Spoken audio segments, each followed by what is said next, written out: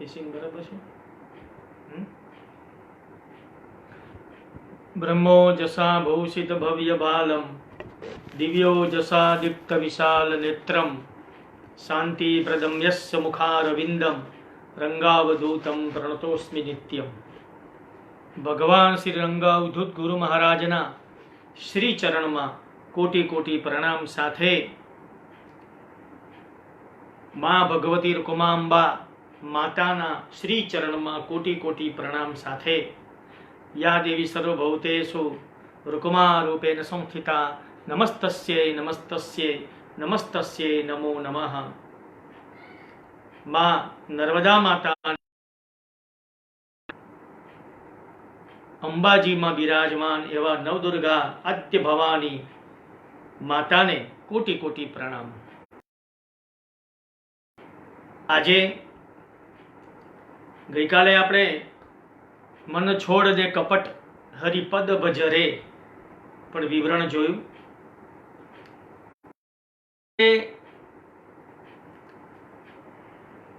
આજે આપણે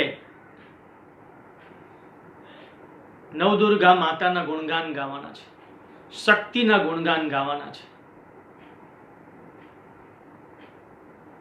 આપણા ભારત વર્ષની જે અત્યારે પરિસ્થિતિ છે, પણ કોઈ પણ પરિસ્થિતિમાં ભારત ટકી શકે છે એનું કારણ શું છે? અહીંયા શક્તિપીઠો છે. માં નવદુર્ગા સ્વરૂપે સ્વયં બિરાજે છે અલગ અલગ સ્થાન પર. દરેક માતાના સ્થાનો પહાડ પર છે અને ગુફાઓમાં છે. એ રીતે 12 જ્યોતિર્લિંગ બિરાજે છે. એ રીતે કૈલાસ પર્વત પર સ્વયં શિવ બિરાજે છે. આ સમગ્ર સૃષ્ટિમાં ભારતમાં આ દેવો બિરાજમાન છે. અને ઋષિઓ સંતો મહંતો ને કારણે ભારતને ઊની આંચ આવતી નથી. તો આજે આ ભજન લેતા મને સહર્ષ આનંદ થાય છે. ભજન ખૂબ ગવાય છે પરિવારમાં. એ ભજન બાપજી અંબાજી જતા હતા. અંબાજી જતા જતા રાત્રે પહોંચતા હતા મોડું થયું. તે વખતે એમ કહેવાય છે કે બાપજીની અંબોઈ એટલે એને એક જાતની ગાંઠ દક્ષિણ ગુજરાતમાં અમારા અહીંયા અંબોઈ કહેવામાં આવે, એ ખસી ગઈ. એટલે એમને રબરના વીંટી પહેરાવવામાં આવતી પગમાં, અંગૂઠામાં, બંને પગના અંગૂઠામાં, જેથી પાછી ગાંઠ વ્યવસ્થિત બેસી જાય.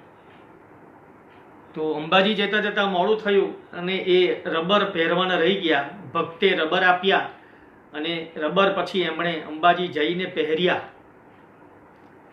અને પહેરતાની સાથે એ બોલ્યા બાપજી કે આ તો માતાના દરબારમાં આવ્યો છું, માતાએ વીંટલા પહેરાવ્યા છે.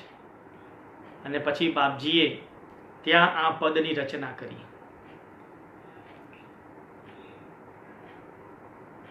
બાપજીએ ત્યાં 2 પદની રચના કરેલી, એક ભજન અને એક સ્તોત્ર. સ્તુતિ સ્વરૂપે માતાનું એક સ્તોત્ર પણ રચેલું. એની વાત હું પછી કરીશ. પહેલા આપણે ભજન પર જઈએ. પરિવારમાં પ્રચલિત ભજન છે, તમે સમજી ગયા હશો. એ ભજન પર જાઉં તે પૂર્વે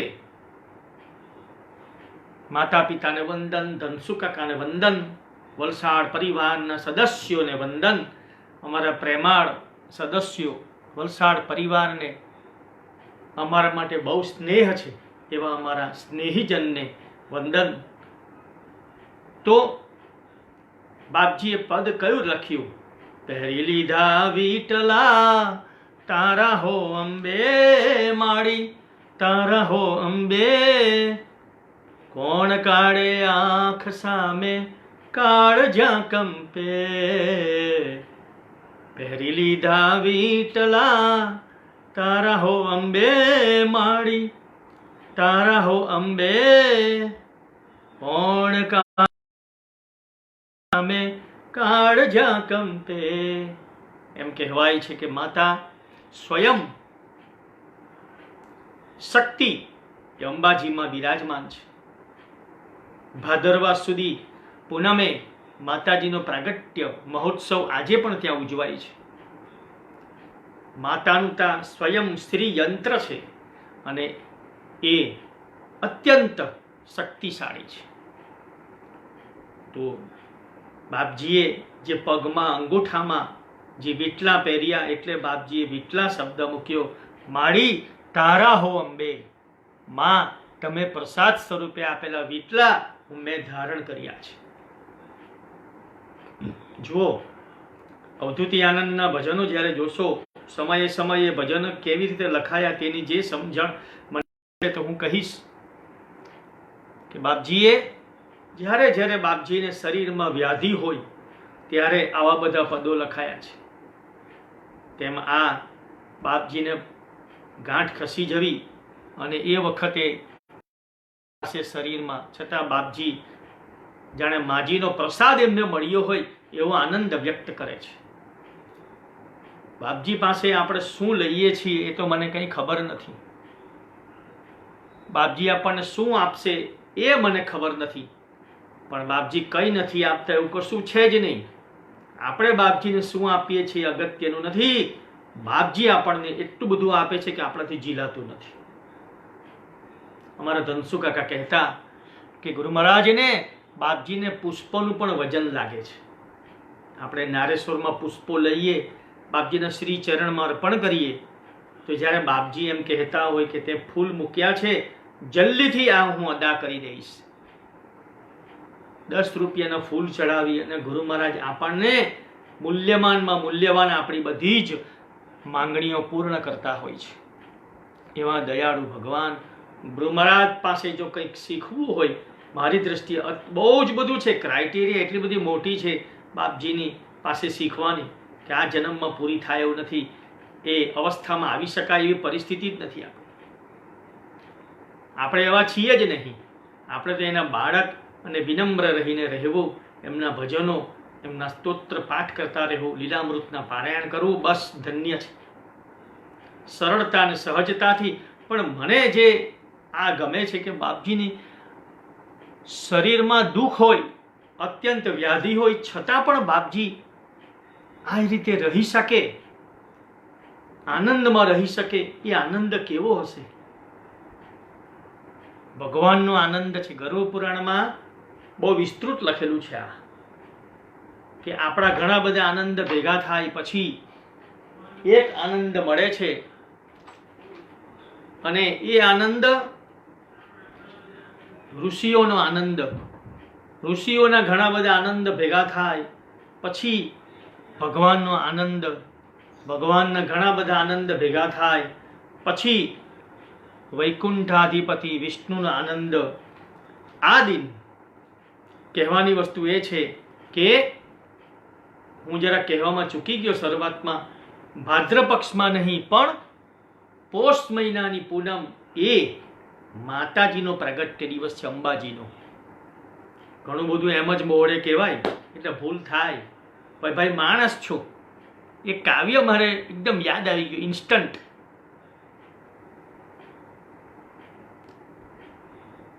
ચાલતા ચાલતા પડી જાય, ભાઈ માણસ છે. પડીને ઊભો થઈ જાય, ભાઈ માણસ છે. હસતા હસતા રડી પડે, ભાઈ માણસ છે. રડતા રડતા હસી પડે, ભાઈ માણસ છે. તેમ આપણે પણ એક સામાન્ય માણસ જ છીએ જે કંઈક કહેવામાં ચૂકી જવાય. પણ કશો નહીં, મારો પરિવાર છે, આજે સાંભળે છે. મને તો નવાઈ લાગે છે કે કેટલા બધા માણસો આનો પ્રતિભાવ આપે છે. I don't believe. હું તો પોતે ફેસબુક પર નથી, પણ મારા ઘરના મારા સંતાનો બધા કહે છે કે આટલા લોકો આમ જુએ છે, આમ છે. મને જુઓ તેનું કંઈ બહુ મોટી વાત નથી. ગુરુ મહારાજનું મિશન અગત્યનું છે. સેન્ટરમાં માત્ર રંગ અવધૂત છે અને એ જ થવું જોઈએ, બીજું કશું નહીં. આપણે માત્ર પુરુષાર્થ કરવાનો છે. લોકો શું કરે છે? ભાગ્યની ચાવી ફેરવે છે. આપણે અવળી ચાવી નથી ફેરવવાની, આપણે પુરુષાર્થની ચાવી ફેરવવાની છે. ગુરુ મહારાજના ભક્તિરૂપી પુરુષાર્થની ચાવી ફેરવવાની છે તો કૃપા દ્રષ્ટિ રૂપી ભાગ્યની ચાવી ભગવાન ફેરવશે. કહેવાની વસ્તુ એ છે કે માજીનું આ ભજન અંબાજીમાં લખાયું. પહેરી લીધા વીટલા કોણ કાઢે આંખ સામે કાળ જ્યાં કંપે. જેની સામે કાળ પણ કંપે છે એવા માતા છે. નો પર્યાય એ માતા રૂકમાંબાનો પ્રસંગ છે કે એક વખત આમ વઘાર કરતા કરતા, શાકમાં વઘાર કરતા તેલ ઉડ્યું, એમના પગ પર પડ્યું અને પગે ફોલ્લો થયો. મોદી કાકાને કેવડાવ્યું. મોદી કાકા મલમ લઈને આવ્યા અને તરત જ પણ તે પહેલા એમણે સહન કર્યું. ફોલ્લો પડ્યો. બાપજી જમવા આવવાનો સમય હતો ભિક્ષાનો. બાપજી આવ્યા, ભિક્ષા કરી. માજીને પડેલો ફોલ્લાનો એમણે માજીએ ઉલ્લેખ પણ નહીં કર્યો. બાપજી ભિક્ષા કરીને ગયા પછી મોદી કાકાને બોલાવીને કહ્યું કે આવું થયું છે. મોદી કાકા કે તમે આ સહન કર્યું? તેમ કે હું જો કહેતે બાબુને કે આ તેલ ઉડ્યું છે તો તે દિવસથી બાબુ એટલે આપણા બાપજી, બાબુ શાક ખાવાનું છોડી દેતે. આવા કરુણાના આનંદમયી માં, કલ્યાણમયી માં, જય જય રૂકમા અંબા એવા માં, એવી આ શક્તિની વાત છે. કોણ કાઢે આંખ સામે કાળ જ્યાં કંપે. જે અનિષ્ટ તત્વ છે એ એની સામે ટકી શકતા નથી. જે માની ઉપાસના કરે છે, આની પછાડીનું તત્વ ભગવાન એ સમજાવે છે. જે માની ઉપાસના કરે છે એણે એવી રીતે ડરવાની કશી જરૂર નથી. શ્રી સૂક્ત છે. શ્રી સૂક્તના જે બીજ મંત્રો છે જે બાપજીએ લખ્યા છે, ઓમ એમ ઓમ હ્રીમ ઓમ ક્લીમ શ્રીમ હિરણ્યભરણામ હરણીમ સુવર્ણસ્ત્રામ ચંદ્રમ હિરણ્યલક્ષ્મીમ જાતવેદમ આવહ. એમાં બીજ મંત્રો બાપજીએ મૂક્યા છે અને બહુ જ શક્તિશાળી છે. જો બની શકે તો માતાના દિવસોમાં અથવા દરરોજ એક પાઠ શ્રી સૂક્તનો કરી શકાય.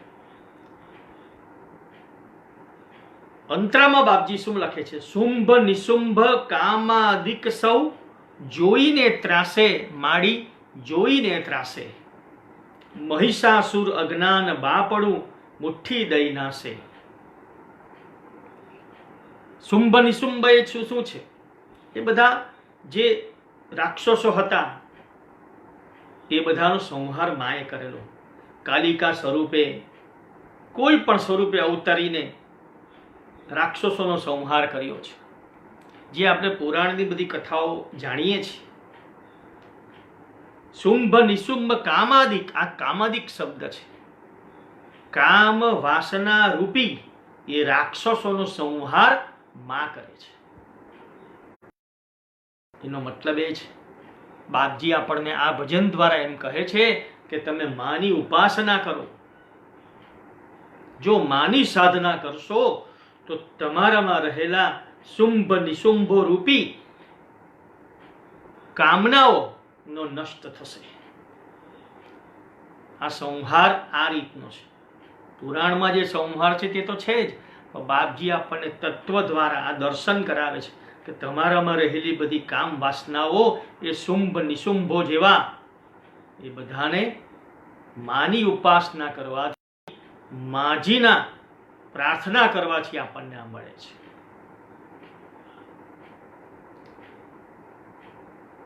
મહિષાસુર અજ્ઞાન બાપડું, અજ્ઞાન રૂપી જે રાક્ષસ આપણામાં છે, માની ઉપાસના કરીએ તો એ મહિષાસુર રૂપી અજ્ઞાન આપણામાંથી દૂર થાય અને જ્ઞાનનો પ્રકાશ થાય. ગઈકાલે મેં વાત કરેલી, હૃદય મંચક કરી રોજ જ માંજવું પડે, રોજ જ શુદ્ધ થવું પડે. ને શુદ્ધ થવા માટે શું કરવું? પ્રાર્થના, ધ્યાન, ભજન, એનાથી શુદ્ધ થવાય. કોઈ પણ ઈષ્ટદેવને આપણે માનતા હોય, નિત્ય એનું પ્રાર્થના કરવી, એનાથી મન હૃદય શુદ્ધ થાય. મહિષાસુર નામનું અજ્ઞાન બાપડું મુઠ્ઠી દઈ નાશે. જો કર્મ તો બધા જ કરે, ચકલી, કાગડો, પશુ પક્ષીઓ બધા કર્મ વગર રહી નહીં શકાય, પણ જ્ઞાન સાથે કરેલું કર્મ એ આત્મકલ્યાણનો માર્ગ છે. એટલે જ્ઞાન સાથે કરવું કર્મ, એ જ્ઞાન કેવી રીતે પ્રાપ્ત થાય? તો બાપજીના, આપણા સદગુરુના આપણે સાહિત્યો જોઈએ, એનાથી આપણનો જ્ઞાનનો પ્રકાશ થાય આપણા મનમાં. આ બધી જ વસ્તુ પુસ્તકોમાં છે. પુસ્તકોમાંથી માત્ર આપણે જોવાનું છે. અર્જુનને ભગવાને ગીતાનો ઉપદેશ આપ્યો, એને જ્ઞાન આપ્યું. અર્જુને શું કર્યું? બાણ મૂકી દીધું કે હું આ મારા કાકા કે મામાને મારી ના શકું. ભગવાન કહે છે કે તારે એને મારવાના જ છે. પછી એને ગીતાનો ઉપદેશ આપે છે, એને જ્ઞાન આપ્યું, અને પછી પેલા અનિષ્ટનો સંહાર થયો. મહિષાસુર અજ્ઞાન બાપડું મુઠ્ઠી દઈ નાશે. ભગવાનની એક અમી દ્રષ્ટિ પડે અથવા ભગવાનનો જો સ્પર્શ થયો તો જ્ઞાનના ચક્ષુ ખુલી જાય. ગુરુલીલામૃતના પહેલા દોહરામાં બાપજી આપણને આ વાત કરી છે કે તમારે ભગવાન પાસે શું માંગવું? ગાડી, ઘોડા, ટીવી, ફ્રીજ, બંગલા બધું માંગવાનું? એ તો એમ જ મળી જાય છે. એ તો ભક્તિ કરવાથી મળી જાય, તેનું શું કરીએ? પણ ભગવાન પાસે શું માંગવું? આ વસ્તુ મને મારા પ્રિય ધનસુ કાકા કહી છે રૂબરૂમાં. ગ્રંથારંભે તુજ નમો ચરણ કંજ ગણરાજ આપો સન્મતિ.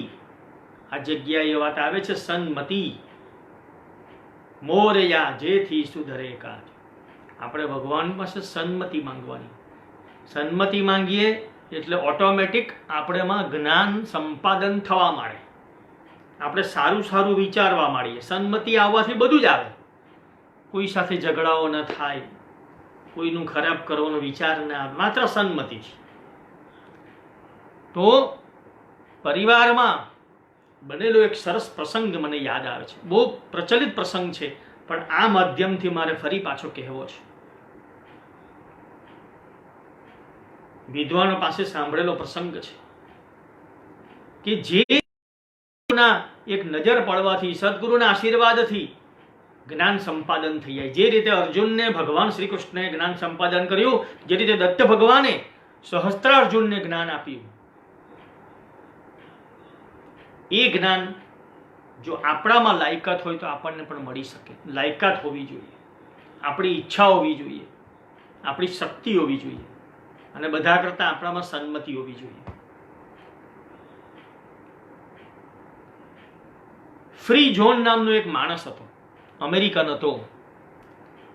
બનેલી ઘટના છે ને પ્રસિદ્ધ ઘટના છે, પણ આને અનુરૂપ છે એટલે કહું છું. ફ્રી જોન અમેરિકન હતો.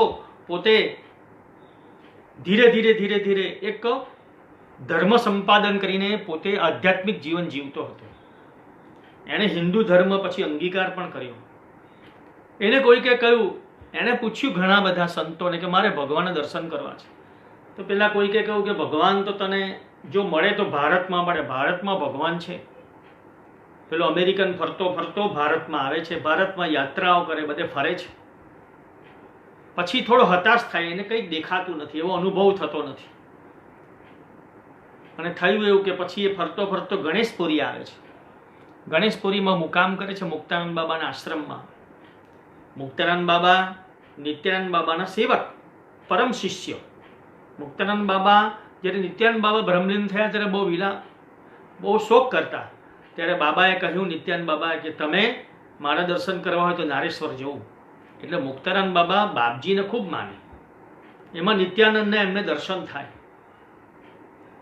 એટલે પછી એ વખતે પેલો ફ્રી ઝોન ગણેશપુરીમાં હતો. બાપજીનું ગણેશપુરી જવાનું થયું. મુક્તાનંદ બાબાના આશ્રમમાં બાપજીનો મુકામ થયો. એક દિવસ સવારે પેલો ફ્રી ઝોન ગણેશપુરીમાં આશ્રમમાં જે બાગ છે, બાગમાં બેઠો બેઠો ધ્યાન કરતો હતો, પૂજા કરતો હતો. એ વખતે મુક્તાનંદ બાબા અને બાપજી આમ સવારે ફરવા માટે આમ લટાર મારવા નીકળે છે બાગમાં. અને તે વખતે એવી એક ઘટના બને છે કે બાપજી 1 સેકન્ડ માટે પેલા ફ્રી ઝોન ગમી જુએ છે. 1 સેકન્ડ, સેકન્ડનો પણ સેકન્ડ ભાગ એમ કહેવાય, એક જ. અને તે વખતે ફ્રી ઝોન પણ બાપજીના ગમી જુએ છે. બંનેની નજર મળે છે. જેવી નજર મળી એટલે એક ઘટના થઈ ગઈ, એક વિસ્ફોટ થઈ ગયો. બાપજી તો આગળ નીકળી ગયા. અને પછી શું થયું? આપણા પરિવારમાં ભજન છે, એના નયનોમાં એવા સા જાદુ ભર્યા, દ્રષ્ટિ થાતા દીનોના દુખડા હર્યા. પેલાને જે જોઈતું હતું તે મળી ગયું. ફ્રી ઝોન, ઘરમાં ગયો, રૂમમાં ગયો, આશ્રમમાં. અને પછી એને એવું એના મનમાં, એના શરીરમાં એવો વલોપાત થયો, એમાંથી જ એ ઉત્પન્ન થયો. અને આખા રૂમમાં, આખા પરિસરમાં એને પોતાના દર્શન થવા લાગ્યા. અને એમાં જ 14 ભુવનો, સમગ્ર બ્રહ્માંડ, તારાઓ, સૂર્ય, ચંદ્ર, ગ્રહ, નક્ષત્ર બધાના દર્શન થવા લાગ્યા. અને ત્યાં જ એને ઈશ્વરીય અનુભૂતિનું પ્રગટીકરણ થઈ ગયું. પછી તો એ અમેરિકા ગયા. અમેરિકા જઈને એમણે પુસ્તક લખ્યું. એ દત્તના ઉપાસક થઈ ગયા, દત્તની ભક્તિ કરતા થઈ ગયા. અને પછી એમના નામની અગાડી, ફ્રી ઝોનની અગાડી લગાયું ધ ફ્રી ઝોન. દ એટલે દત્ત. પછી એમણે પુસ્તક પણ લખ્યું. ને આપણા વડીલ મુરબ્બી નારેશ્વરના મેનેજિંગ ટ્રસ્ટી મુરબ્બી ધીરુ કાકા એમની ઘરે પણ ગયા હતા, એવું મેં સાંભળ્યું છે. અને એમ કહેવાય થોડા વર્ષ પર જ એ ધ ફ્રી ગુજરી ગયા, બ્રહ્મલીન થયા. આ વાત છે. મહિષાસુર અજ્ઞાન બાપડવું, એક શબ્દ માટે આટલી વાત છે. અજ્ઞાન રૂપી અંધકાર દૂર કરે એ માં છે, મુઠ્ઠી દઈ નાશે. પછી શું લખે છે બાપજી?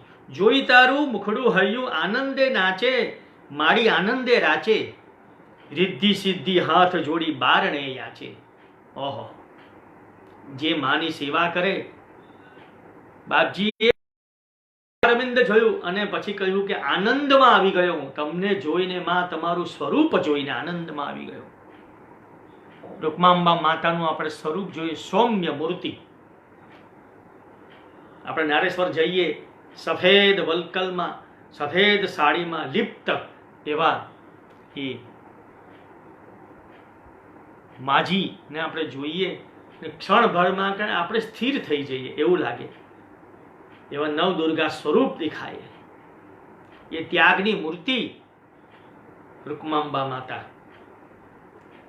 બાપજી લખે છે, જોઈ તારું મુખડું હૈયું આનંદે રાચે, માડી આનંદે રાચે, રિદ્ધિ સિદ્ધિ હાથ જોડી બારણે યાચે. માજી બાપજી પોતે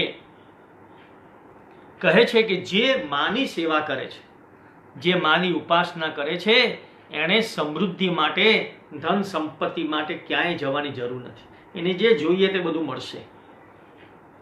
રિદ્ધિ સિદ્ધિ હાથ જોડી બારણે યાચે. બાપજીનો કેવો મિજાજ હશે! બાપજી કેવા ખુમારીવાળા! આમ જોવા જાય તો બાપજીનું બાળપણ, યુવાની બહુ અત્યંત દુઃખદાયી, બહુ જ એવી અવસ્થા કે આપણે તો કલ્પીને મને શકીએ નહીં. એક પ્રસંગ યાદ આવે છે કે બાપજી નાના હતા. નારાયણભાઈ અને બાપજી કુમાર અવસ્થામાં એક દિવસ માજીએ નારાયણભાઈને કહ્યું કે જા બજારમાં જઈને શાક લઈ આવ. નારાયણભાઈ જાય ત્યારે બાપજીએ કહ્યું કે નારાયણ, ઘાસ પૂસ લાવતો નહીં. ઘાસ એટલે બાપજી ભાજીને ઘાસ કહેતા, બાપજીને બહુ ભાજી પ્રિય નહીં એવું. તો કહે કે ઘાસ લાવતો નહીં. ત્યારે માજીએ કહ્યું કે વાહ, જે પોસાય તે આપણે લેવું, તું તો કુબેરનો દીકરો હોય તેવી વાત કરે છે. ત્યારે બાપજીએ કહ્યું કે માં, કુબેરની શું વાત કરો છો? એક દિવસ એવું આવશે કે કુબેર સ્વયં મારી પાસે લોન લેવા આવશે. આ બાપજીએ બાળપણમાં કહેલી વાત છે. આ શબ્દ શું કહે છે? રિદ્ધિ સિદ્ધિ હાથ જોડી બારણે યાચે. જે રંગ અવધૂત પરિવારનો છે એને સંકળામણ તો કર્મના અધીન રહેવાની છે, જેવી જેવી લાયકાત છે, પણ એ ભૂખે રહેતો નથી, એ વાત પાકી છે. કેમ કે રંગ અવધૂત એના ઘરમાં સ્વયં સદગુરુ બિરાજમાન છે. આપણે માટે તો બાપજી જ માં છે ને. આપણે જ્યારે જરૂર હોય, આપણી જ્યારે કઈ વ્યવસ્થા ના હોય, તો નારેશ્વર જઈને આપણે શું કહેવું? માં ગણો કે બાપ ગણો, આપણે માટે રંગ અવધૂત જ છે. સ્વયં રૂપમાંબા જ છે, નવદુર્ગા જ છે. આપણે એમાં જ બધા દેવોનું દર્શન થાય છે. મને એક પ્રસંગ યાદ આવે છે, આજે પણ એ ઘટના બને છે. તમે ક્યારેક રાજપીપળા સાઈડ જાઓ તો રાજપીપળામાં વચ્ચે આવતું એક ગામ છે રાજપારડી. રાજપારડીમાં અમારા વડીલ, અમારા સ્નેહી એવા બાલકૃષ્ણ કાકા રહે છે, બાલકૃષ્ણ પટેલ. એની ઘરે બાપજીની મૂર્તિ છે અને દરરોજ બાપજીને એક શાલ પહેરાવે અને એની ઉપર એક સરસ મજાની સાડી પણ પહેરાવે, સાડી ઓઢાડે છે. અમે પૂછ્યું એમને, અમે અવધૂત ગાથા કરવા ગયા ત્યારે આ વાત થઈ. ત્યારે એમણે કહ્યું કે મારે માટે તો માં ગણો કે બાપ ગણો, આ રંગ અવધૂત જ છે, એટલે હું તો એને શાલ પણ ઓઢાડું અને સાડી પણ પહેરાવું. રિદ્ધિ સિદ્ધિ હાથ જોડી બારણે યાચે. આપણે કશી ચિંતા નથી કરવાની, બાપજીના જોડીમાં બધું જ છે. કોઈક દિવસ આ ભજન પણ વિવરણ મૂકીશું. ખાલી એક પંક્તિ જ કહું છું, 14 બ્રહ્માંડ મેરી જોડી મેં. બાપજીની જોડીમાં બધું જ છે. જેને જે જોઈએ તે મળે છે. કોઈને જ્ઞાન જોઈએ તો જ્ઞાન મળે, કોઈને સંપત્તિ જોઈએ તો એ પણ મળશે. શ્રદ્ધા રાખવી પડે, નિષ્ઠા રાખવી પડે, એમને એમ નથી મળતું. જોજો, આ જગ્યાએ એવું નહીં માનશો કે એમ કરવાથી થઈ જશે, એવું નહીં. શ્રદ્ધા અને નિષ્ઠા અગત્યનું છે, અને શ્રદ્ધા હશે તો મળશે. તો બાપજીની જોડીમાં આ બધું છે. 14 બ્રહ્માંડ મેરી જોડી મેં, રિદ્ધિ સિદ્ધિ હાથ જોડી બારણે યાચે. એક ભજનમાં બાપજીએ લખ્યું છે, દ્વારપાળ શ્રી રંગ દયાળુ, કૂચી આપે ને ખોલે તાળું, નહીં જાઉં રે નિહાળે મહેતાજી મારે. આ ભજનમાં આવે છે અવધૂતી આનંદમાં. દ્વારપાળ રંગ દયાળુ છે. આપણે તો બાપજીનો ફોટો મૂક્યો હોય, બાપજીના શ્રીચરણ પાદુકા નાના હોય, એને શું ગભરાવાની જરૂર છે? કાંઈ ચિંતા નહીં કરવાની. કૂચી આપીને ખોલે તાળું. હા, કૂચી એટલે સાહિત્ય રૂપી કૂચી. ગુરુલીલામૃત. જો આ જગ્યાએ મારે બહુ પ્રેમથી વાત કરવાની છે. ગુરુલીલામૃત, રંગલીલામૃત, નારેશ્વરનો નાથ, પત્ર મંજુષા, રંગ હૃદયમ અને અવધૂતી આનંદ, આવા પુસ્તકો રંગ અવધૂત પરિવારના જે સદસ્યો છે, જે પરિવારો છે, એની ઘરે હોવા જ જોઈએ.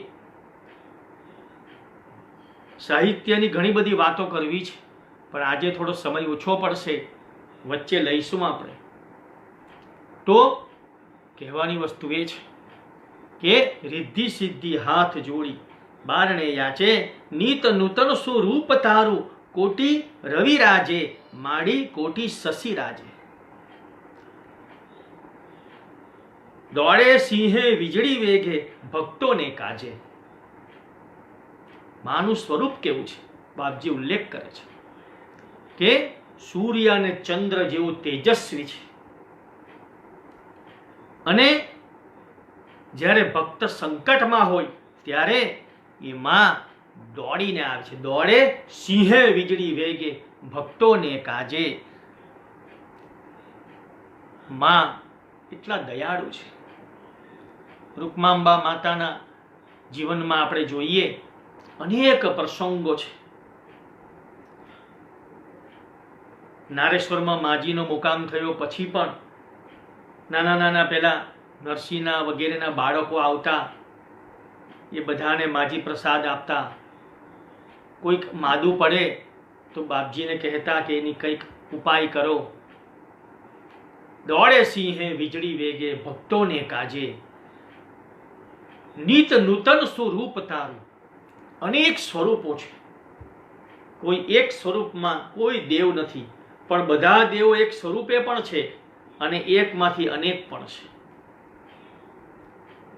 એવા માં જ્યારે સંકટ આવે છે, છેલ્લા અંતરામાં આ વાત કહી છે, રાખ રટીમાં સંકટ નિવારી, માડી સંકટ વિદારી, શક્તિપાત કરી ભારતમાં રિપુદલ સંહારી. એમ કહેવાય છે કે આ પદ લખાયું ત્યારે કે ત્યાર પછી પેલું જે સ્તોત્ર લખાયું તે વખતે ચીને આપણા પર આક્રમણ કરેલું, અને ત્યારે બાપજી આ લખેલા પદોને કારણે એમ કહેવાય છે કે આપણે એ ચીનનું આક્રમણ ખાડી શકવામાં સમર્થ થયેલા. એવો આપણી અચૂક શ્રદ્ધા છે અને વિશ્વાસ છે. રાખ રંગ આ કટોકટીમાં, જ્યારે આ ભારતની ઉપર કટોકટી આવી ત્યારે આપણને આ શક્તિ એ માએ આપી છે. જ્યારે જ્યારે ભારતની ઉપર સંકટ આવ્યું છે ત્યારે આપણા દેવોએ ઋષિમુનિ સ્વરૂપે પ્રગટ થઈને એ કૃપા કરી છે. સ્વયં દેવ પ્રગટ થતા નથી, પણ પ્રગટીકરણ કેવી રીતે થાય છે?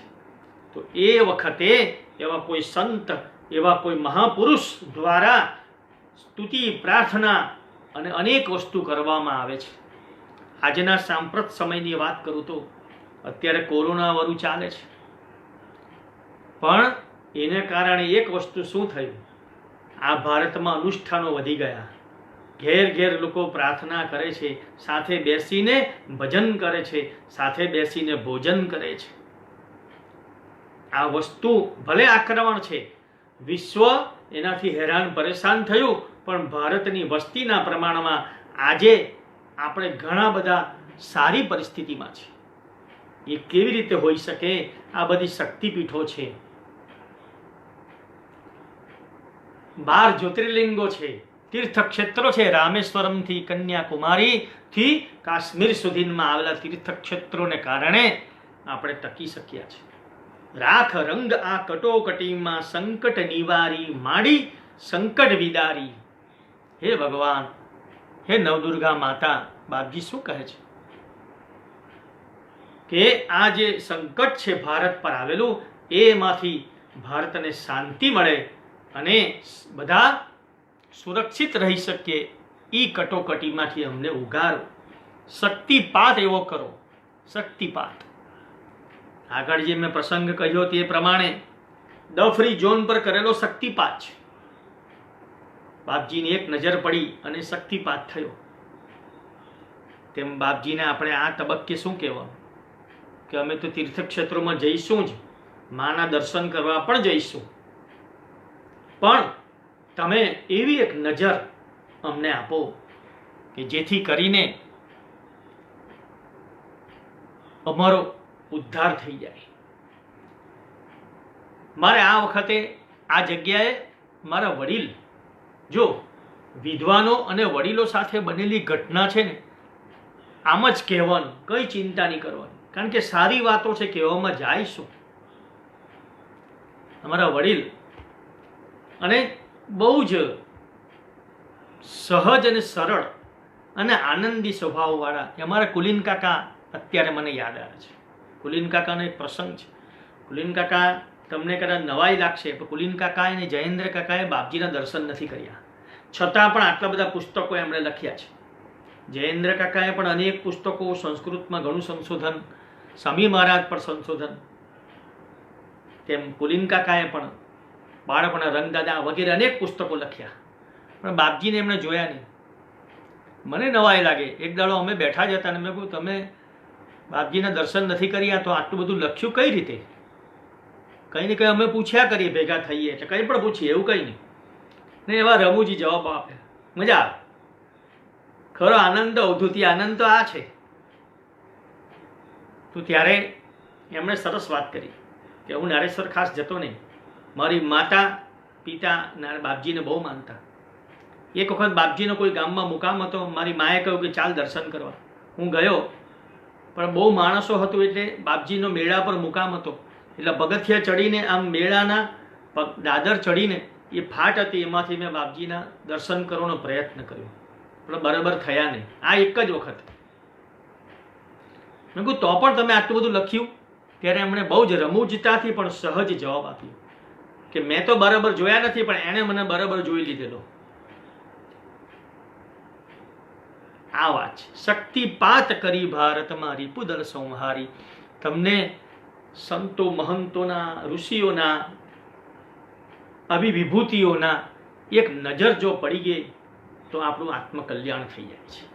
પછી બધું એમ જ મળે છે. અને અત્યારે આ અનુભવ અનેક સાથે થાય છે. મા વિશે એટલા સરસ સરસ ભજનો લખાયા છે. માત તમારો જય જયકાર, માત તમારો જય જયકાર, તવ પુણ્ય ભવ તારક ગુરુવર, મળ્યા રંગ દયાળ. રૂકમાંબા માતાના તપને કારણે, વિઠ્ઠલ પંતના તપને કારણે આપણને બાપજી મળ્યા છે.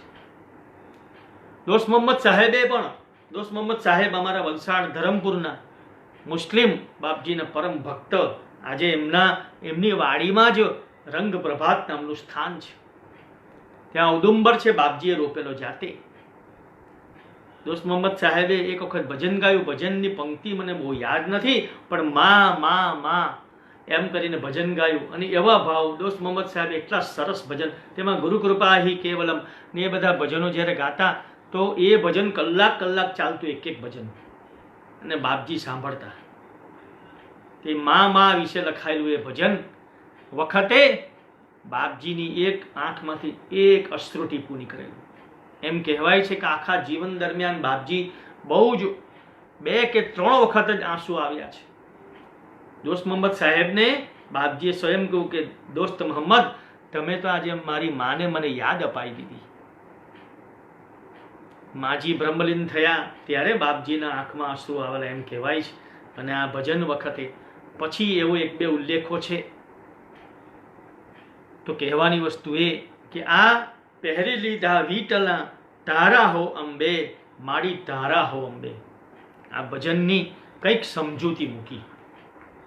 આની સાથે મારે એક સ્તોત્ર પર જવું છે. એ સ્તોત્ર મેં તમને કહ્યું તે પ્રમાણે રંગ હૃદયમાં આપણી પાસે હોવું જોઈએ. આમ તો સંસ્કૃતમાં બધા સ્તોત્ર છે જે બાપજીએ લખેલા, દરેક ભગવાન માટે લખ્યા છે. દત્ત માટે લખ્યા, ગણેશ માટે લખ્યા છે, માતા માટે લખ્યા છે, શિવ માટે લખાયું છે. દરેક દેવો માટે બાપજીએ પ્રાર્થના કરી છે. સંસ્કૃત સ્તોત્રો લખ્યા છે.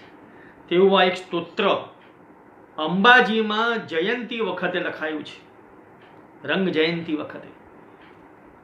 અને એ સ્તોત્ર એમ કહેવાય છે, આ સ્તોત્રનો ઇતિહાસ જે છે તે એવો છે કે જ્યારે બાપજી એ સ્તોત્ર ગાવાનું શરૂ કર્યું ત્યારે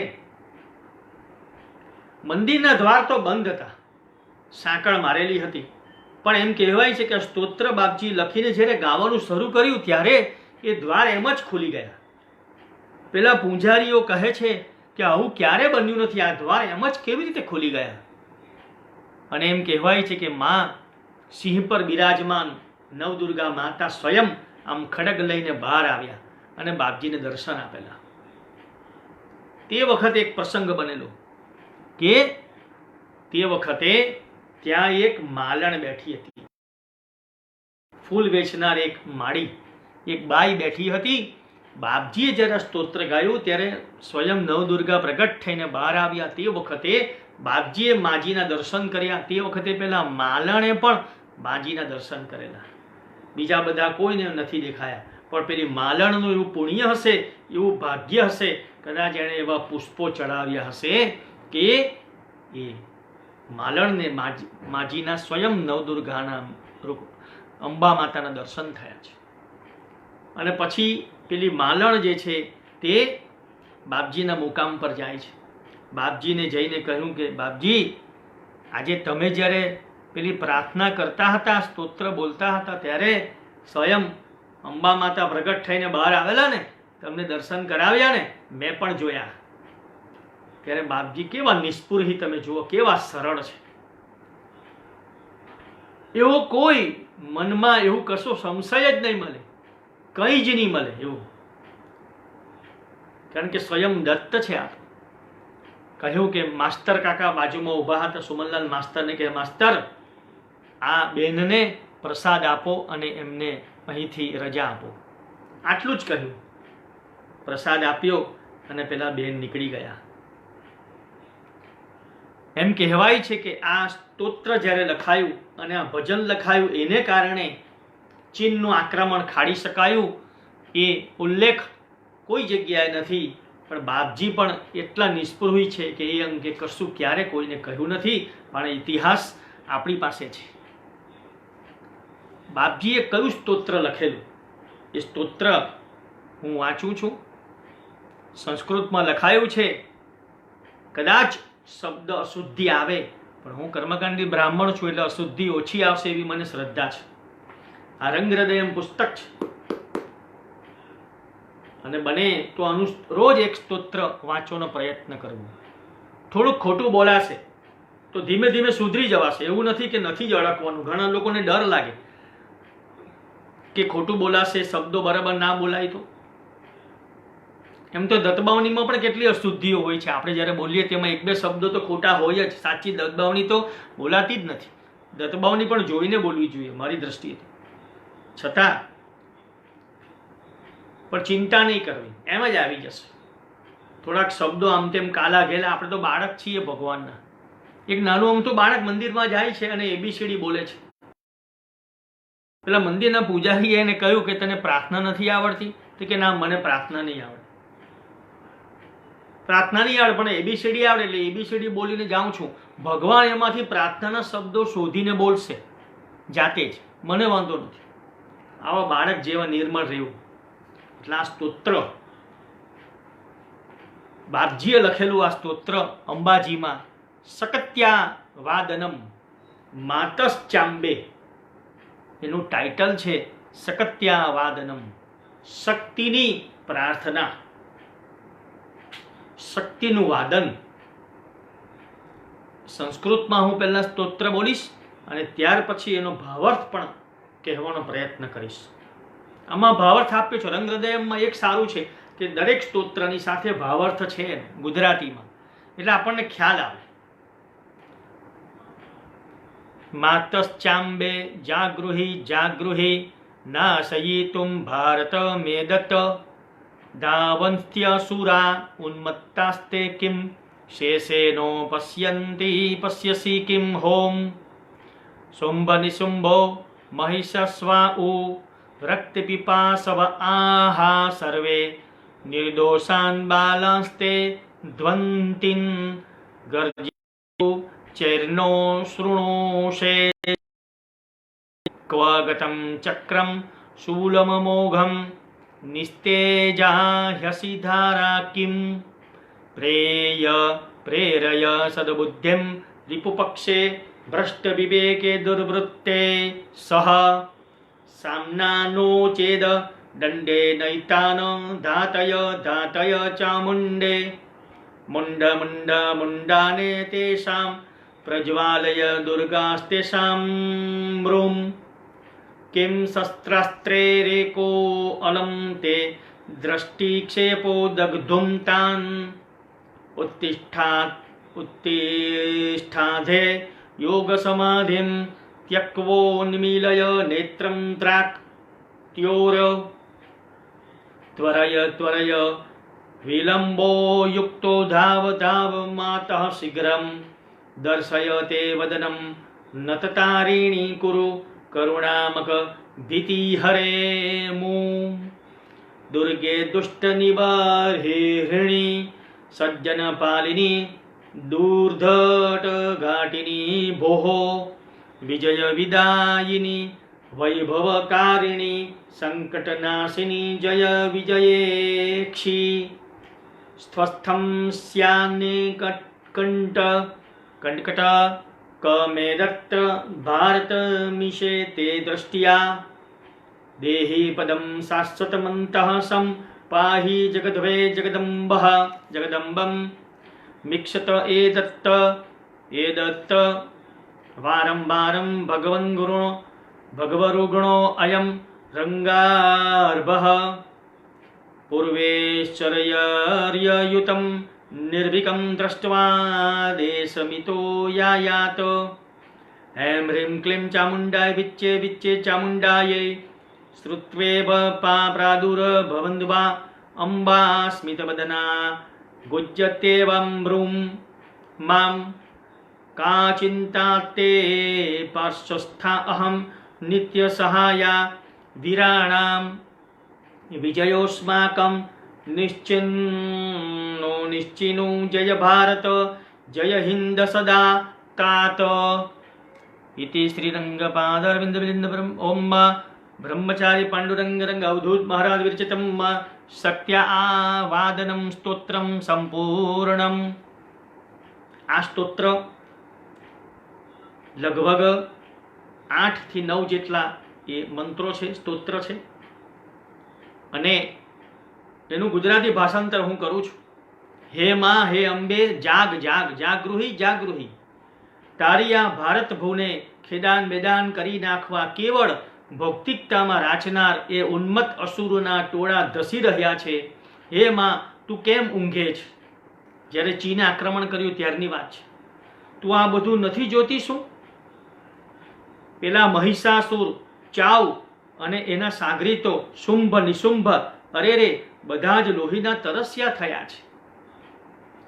તારા વહાલુડાનું લોહી પીવા ઊંચા નીચા થઈ રહ્યા છે। તારા નિર્દોષ બાલુડાને તારી નજર આગળ જ હણી રહ્યા છે। એમની અહમની મોટી ગર્જનાઓ તારે કાને નથી અતડાતી શું? બાપજી આ બધા પ્રશ્નો માતા અંબા માતાને કરે છે।